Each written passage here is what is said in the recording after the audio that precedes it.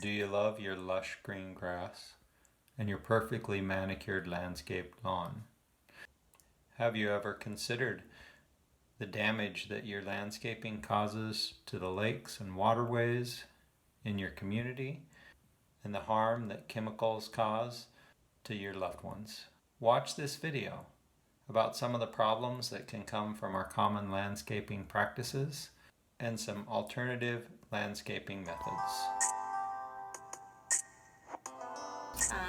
My name is Sharon Bosley, and I'm the STEM Outreach Assistant in the Community Water Resource Center.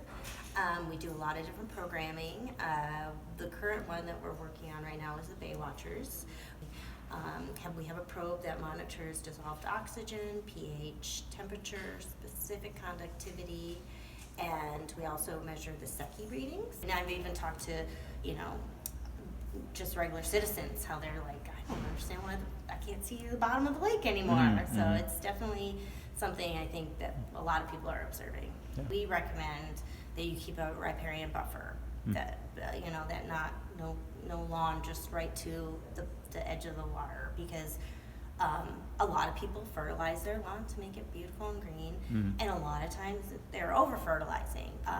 It's recommended not to have grass and fertilize, right, because a lot of times it's gonna get washed into the lake, and we are seeing that we are having an increase in phosphorus in our lake. That's partially why the National Academy of Sciences is reviewing all the lake management data that they've collected, because the tribe is seeing an increase in phosphorus. If you're fertilizing your lawn and it's connected to the lake and you're over fertilizing, it gets into the water, it's feeding more of those algae and macrophytes, and then once they start to die down, they go to the bottom of the lake, and then their microorganisms break those down, and they utilize oxygen in that process.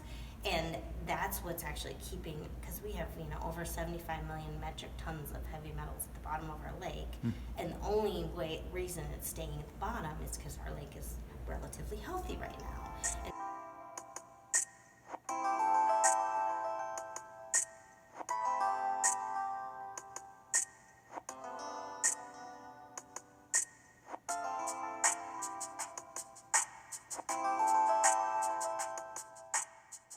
Well, the first thing to do would be to support the soil in a way that it can support whatever you're growing, be it your plants, your vegetables, your turf and lawn. So if the soil is better supported in those ways, with getting oxygen in the root zone, with aerating, dealing with compaction, with aerating and compost, then we have a turf that's thriving and doesn't have as many bare spots, which weeds then grow in. So first thing would be soil support, microorganism support. If the soil is supported enough and the microorganisms are supported enough, and the types of grass that they're using respond well to our weather and lack of water in the summer, Right. then it's possible with the right grass seed in place to have a lawn that better survives our drought conditions. But there's lots of different approaches that you can take with a look that isn't turf to cut down on water. You can use native plants, you can use lots of mulch, bark mulch from our local arborists or bark companies as mulch, protecting the soil, keeping moisture in. So really helping folks understand which weed is there. It's giving us an indicator of the soil. If we are going to control it with something, what's the smallest amount we can use of the best choice that's going to work once, instead of getting something like 2,4-D and thinking, well, this isn't working, I'm going to put more and more and more on the soil.